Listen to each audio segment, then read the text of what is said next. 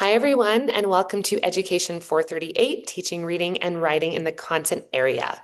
This is your Week 14 overview, and I'm coming at you today from my actual dance studio because, once again, I'm just in between rehearsals and I'm trying to do all of the things. So I know I say this every week, but I am going to try to keep this video pretty short. I know we're at the point of the semester where you're all probably tired of hearing me talk in these long videos every week. And we're also starting to wind down a bit. So our reading is going to decrease a little bit. And our overall goal from now until the end of the semester is, of course, to complete stage 3 of our unit plans and really kind of just think about that unit plan comprehensively.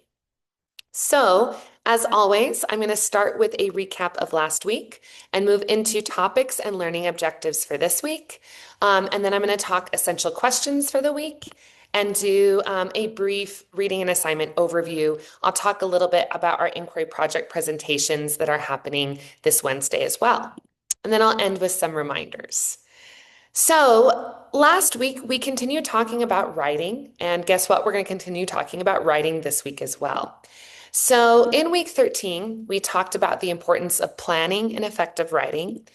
We talked about writer purpose and the writing revolution's 3 types of writing. We talked about outlining and drafting the single paragraph and modeling, scaffolding, and differentiating that single paragraph outline. So we also, of course, spent some time on inquiry projects, and I'm really looking forward to not only reading those, but hearing your presentations on those on Wednesday.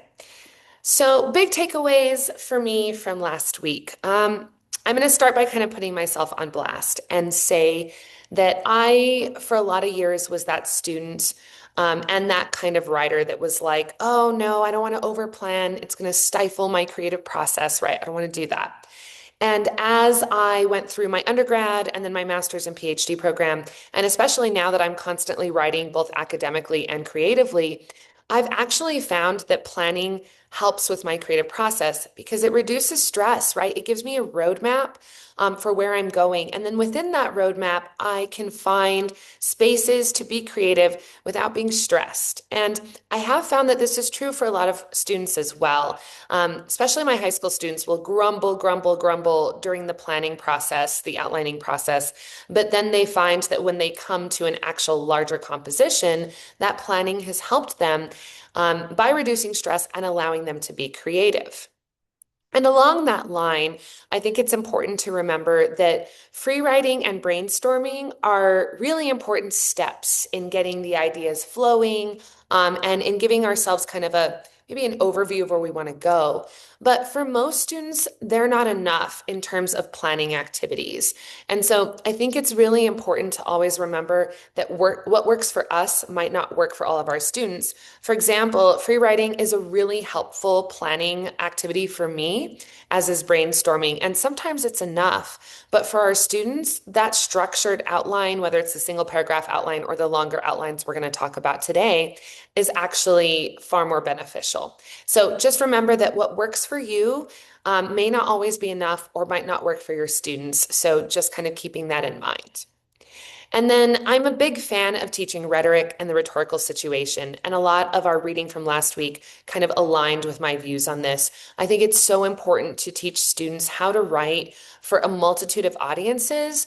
And for very different purposes. And so this is going to allow students to get comfortable writing in different genres, for different age groups, for different reasons. So I can't stress that rhetorical situation enough. So we are going to continue talking, like I said, about writing.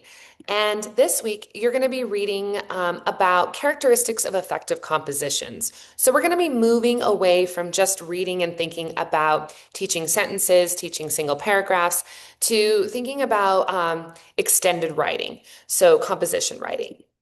And we're also going to read about 2 types of outlines, something that our authors call the transition outline, and then something called the multiple paragraph outline. And we're also going to read about how to move students from one to the other. We're going to read about types of argumentative writing and the skills students need to do all 3 effectively. Our authors are going to look at 3 in particular. We're going to learn some differentiated strategies for crafting sentences, outlines, and compositions. And then, of course, this week with our final required Zoom, we're going to look at our inquiry project presentations. So our learning objectives. You will consider what skills students need to have prior to engaging in extended writing assignments. And remember that they can continue to build these skills as they immerse themselves in longer writing assignments as well. Students will explore ways to help students craft stronger compositions through considering the importance of outlining. The authors are really big on outlining, and I'm pretty sold in this sense that, like I just mentioned in talking about last week, I think planning is so important. You will understand the various types of argumentative writing, as well as strategies to prep students to write argumentatively. You will continue to build upon differentiation strategies through considering how to scaffold outlining and extended writing tasks. And then finally, you're going to prepare for your inquiry project presentations through thinking about kind of boiling everything that you learned down to a 3 to 5 minute talk. And I'll discuss that a little bit more at the end of this video. So some essential questions for this week. What skills do students need to have before engaging in extended writing assignments? Once again, like I said, you're going to continue to build upon these skills always, even while teaching them. But in an ideal classroom space, what skills do you think students would need to have before moving from sentences and single paragraphs to something more extended? What are the benefits of explicitly teaching students how to craft an outline for a composition? Here's where I want you to think about taking a critical look to our reading material. It's always important, right? So are there any drawbacks to an over-focus on what our authors call the transition outline or the multiple paragraph outline? Do you think this type of outlining prepares students for writing across a multitude of genres? What skills do students develop through writing opinion, pro, con, and argumentative compositions? Those are the 3 types of argumentative writing that are going to be discussed in the writing revolution. This is interesting. Do you agree that argumentative writing is the most effective at developing students' analytical abilities? So that's the argument that the authors make, right? Is that argumentative writing is the best at helping students develop critical thinking skills, analytical abilities, etc. So I'm just curious, do you agree with that? And I want you to think about that as you're reading, particularly chapter 10.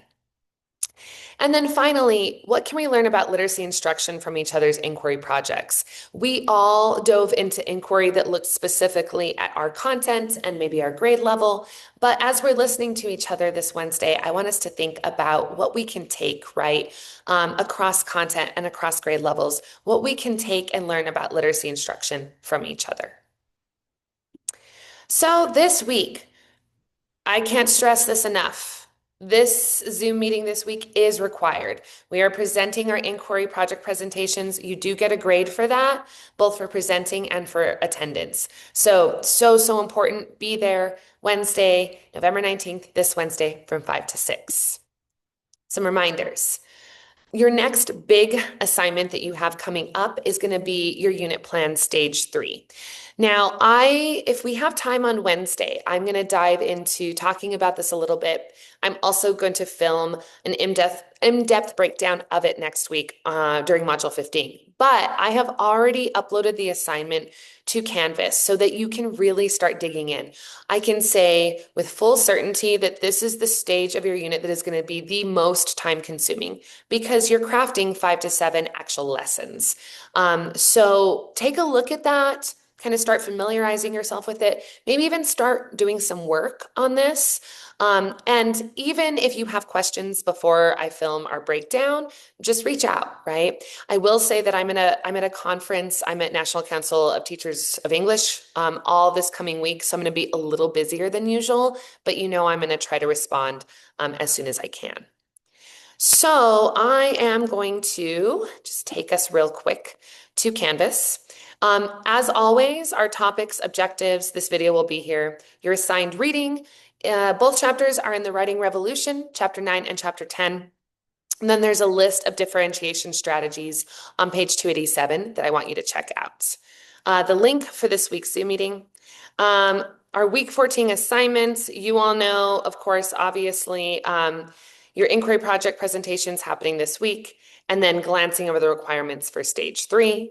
upcoming readings for next week.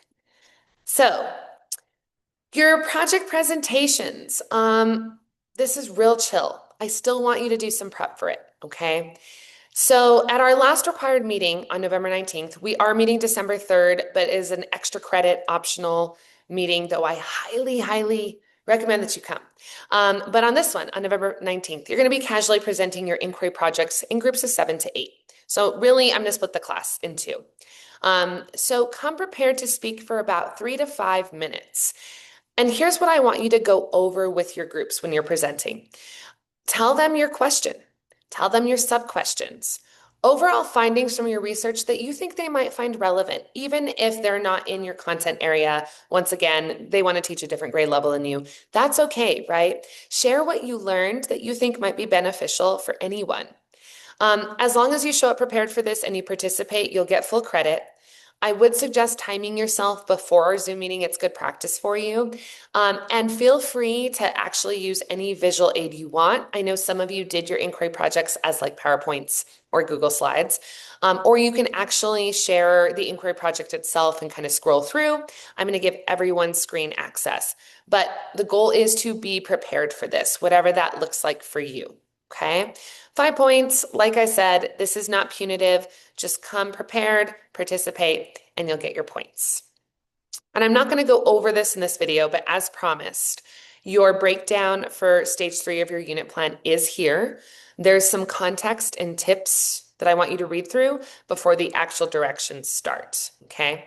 I have tried, this looks really long because I have tried to make this as explicit as I can to help you all understand the requirements for stage 3, which, like I said, is definitely the most involved stage. Like I said, if I have time on Zoom this Wednesday, I'll start talking about this, but I will, of course, film a breakdown video. But check it out in the meantime. Okay. So I'm going to stop sharing. And as always, just say, I hope you are having a wonderful week, and I look forward to seeing you on Wednesday. And if you have questions beforehand, please reach out and I will get back to you as soon as I can. All right, all, I will see you on Wednesday.